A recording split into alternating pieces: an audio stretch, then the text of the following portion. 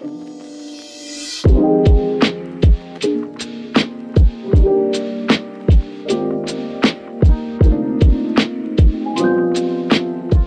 hari ini tanggal 28 Februari 2025, hari penjualan perdana iPhone 16e dan saya sudah langsung ambil aja.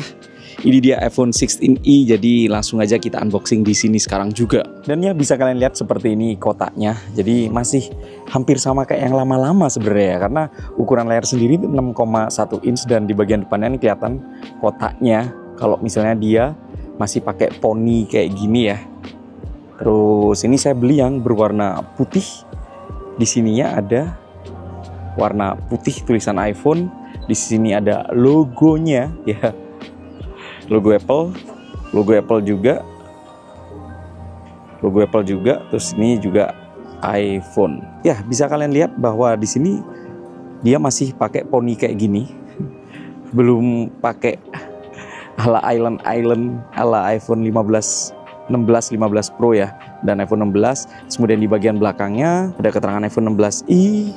Terus ini yang saya pilih ini adalah yang berwarna putih, iPhone 16i, size-nya 128 GB. Oke, kita unboxing aja. Oke. Sudah saya buka green pill-nya barusan.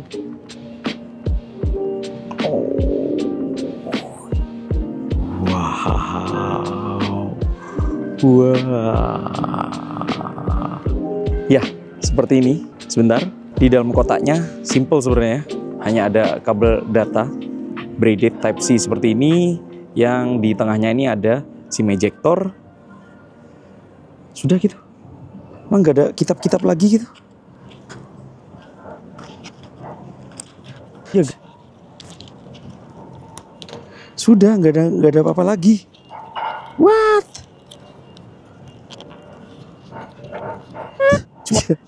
Jujur buat saya yang biasa pakai iPhone 16 Pro Max yang ukurannya gede banget, ini kerasa compact ya size-nya. Dan kalau misalnya dilihat di bagian belakangnya ini, dia berbahan kaca tapi finishingnya matte gitu loh. Matte, terus kemudian di sini ya aluminium seperti biasa. Terus kemudian di sebelah sininya sudah ada tombol action button ala iPhone 16 ya. Masuk akal karena dia sendiri namanya adalah iPhone 16i. Ada 16-nya. Lalu kemudian di bagian bawahnya ini sudah memiliki port Type C. Ya, kalau misalnya saya perhatikan ya, di bagian belakangnya ini memang punya satu kamera aja, 48 megapiksel. Tapi dia bisa katanya 2 kali zoom. Tapi itu ya pasti digital lah ya. Tapi yang saya lihat lagi di sini sudah ada nggak ada sensor-sensor kayak LiDAR gitu-gitu ya. Jadi benar-benar hanya simple satu buah lensa aja. Yang saya lihat dari spesifikasi kameranya tuh nggak kayak iPhone 16 maupun 16 Pro, 16 Pro Max yang sudah menggunakan sensor shift stabilization. Jadi ini kayaknya memang generasi sebelumnya. Ini juga mungkin menjawab kebutuhan orang-orang bahwa selama ini kalau misalnya kita ingin sebuah iPhone yang harga terjangkau, opsinya adalah beli iPhone generasi sebelum-sebelumnya. Generasi yang lama lah ya, kayak iPhone 12, 13, 14. Ini kalau misalnya di Indonesia kan rame kan, iPhone 13 harga 8 juta. Nah, ini ada opsi dari Apple. iPhone harganya nggak sampai belasan puluhan juta banget ya. Ya sekitar 11 sih. Tapi setidaknya kita akan mendapatkan iPhone dengan tahun terbaru, dengan teknologi terbaru, terutama yang dijual sama Apple banget, yaitu Apple Intelligence. Tapi sebelum itu saya mau setting-setting ini. Saya mending masuk ke Apple Store aja. Di sana wifi-nya kenceng sambil saya setup iPhone ini. Oke guys, kita kletek. Wow.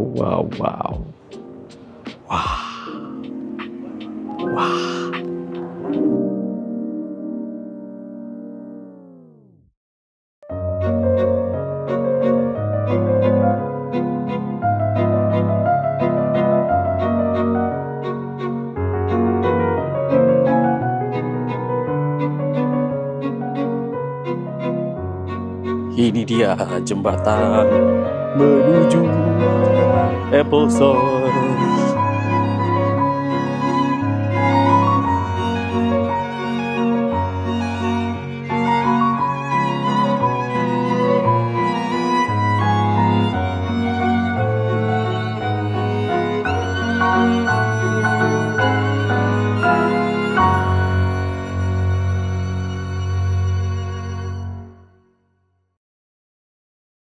Oke, sekarang saya sudah duduk di dalam Apple Store-nya.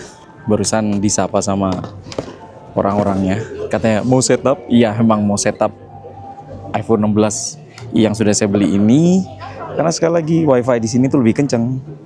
Ini dia iPhone-nya. Oke, bisa dilihat seperti ini ya iPhone-nya. Sekali lagi, bener-bener agak kelihatan canggung sih sebenarnya karena kameranya cuma satu, nggak biasa gitulah. Jadi saya mending nyalakan aja. Yes.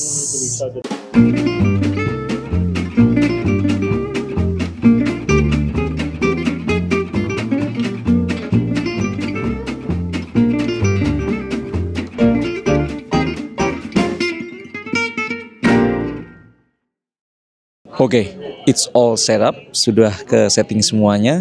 Saya mau jalan-jalan sekalian nyoba beberapa fitur dan saya jelaskan juga spesifikasi serta apa aja yang membedakan iPhone 16 ini dibandingkan dengan iPhone 16, 16 Pro ataupun 16 Pro Max. So, let's go.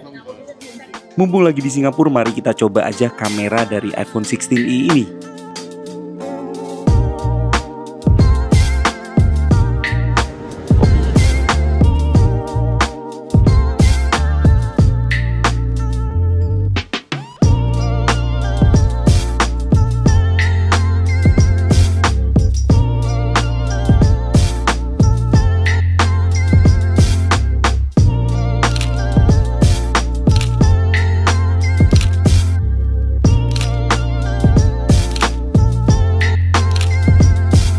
Mungkin satu-satunya hal yang bisa jadi kekurangan dari handphone ini adalah nggak ada kamera belakang yang ultra wide. Jadi kamera belakangnya cuma satu aja. Dan buat kita atau pengguna Apple itu malahan udah kebiasaan banget itu ultra wide dijadikan sebagai kamera utama. Bahkan dibuat ngerekam video kayak gini, kamera ultra wide itu dijadiin andalan loh guys. Bahkan anak-anak Gen Z itu biasanya foto selfie pakai ultra wide kamera belakang. Jadi itu bisa jadi salah satu hal pengganjal buat orang-orang upgrade ke iPhone 16i. Kenapa nggak iPhone 15 aja sekalian? Toh harganya sama-sama 11 juta, ya kan?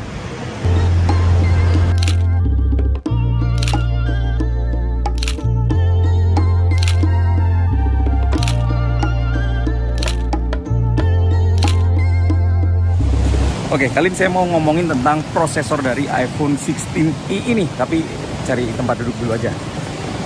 iPhone 16 ini dia pakai prosesor yang namanya A18 Bionic. Itu artinya prosesor yang sama persis dengan iPhone 16, iPhone 16 Pro maupun iPhone 16 Pro Max. Tapi ternyata ada beda. Kalau misalnya saya perhatikan di websitenya Apple, ternyata satu core itu berkurang dari GPU-nya. Ya, jadi dia punya 4 core GPU, sedangkan CPU-nya masih tetap sama-sama 6 core.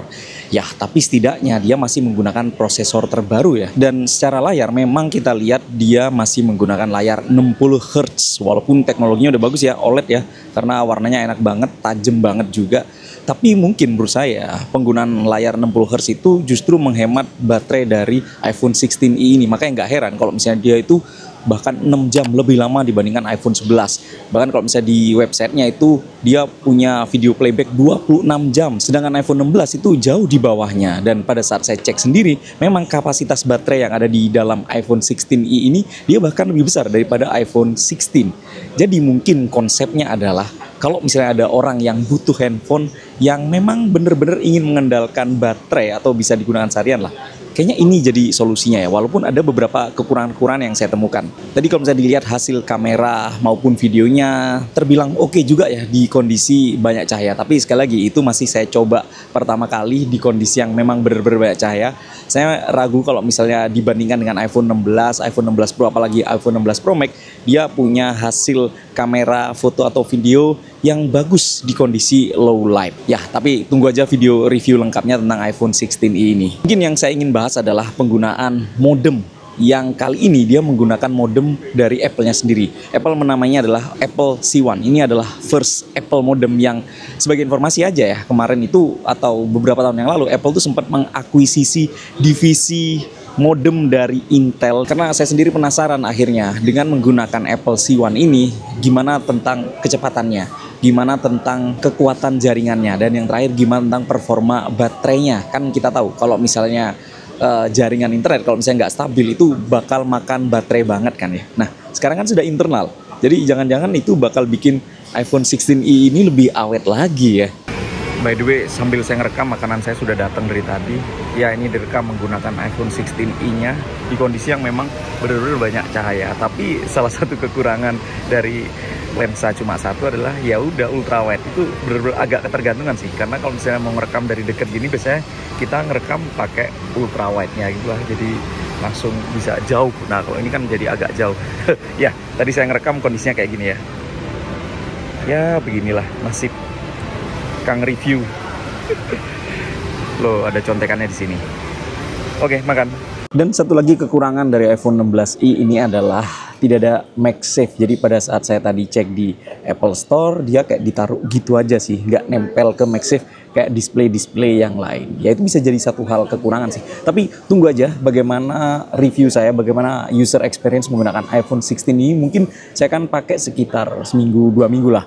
Dan apakah mengganggu tidak ada MagSafe itu, karena beberapa opsi bisa kita pilih, misal pakai casing yang ada MagSafe-nya. Jadi ya itu sebenarnya nggak masalah sih karena bakal nempel juga. Well, itulah dia video kali ini. Makasih sudah menyaksikan sampai selesai. Saya Bro Kumar pamit, sampai jumpa di video selanjutnya. Bye.